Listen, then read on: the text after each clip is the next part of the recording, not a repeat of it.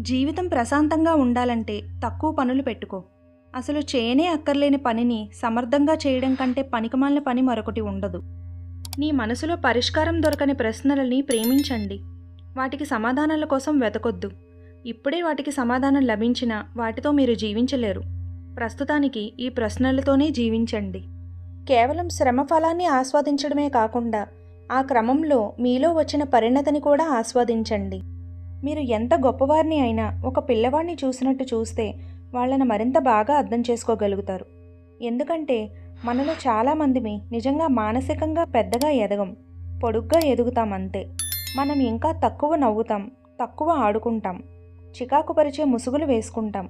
కానీ మన లోపల ఒక పసివాడు ఉన్నాడు. అతని అవసరాలు చాలా చిన్నవి. ఏం జరుగుతుందో అని పిరికితనంతో ఏ పని చేయకుండా ఉండే బదులు దానివల్ల ఎదురయ్యే ప్రమాదాలకు సిద్ధపడి సాహసంతో ముందుకు వెళ్ళడం మంచిది.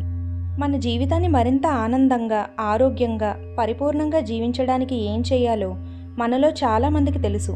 సమస్య ఏంటంటే మనకు తెలిసింది మనం చేయకపోవడం.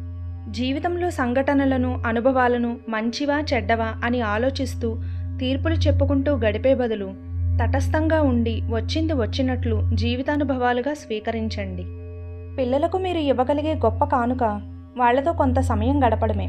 మీకు కూడా గొప్ప ఆనందం కలిగించేది ఏంటంటే మీ పిల్లలు ఎదుగుదల సమయంలో వాళ్లతో గడపడం. విజయం అంటే మనం చేరుకున్న గమ్యం కాదు, ఆ గమ్యం చేరుకునే ప్రయత్నంలో ఎన్ని కష్టాలు అధిగమించామన్నది. మనసు చాలా చెడ్డది.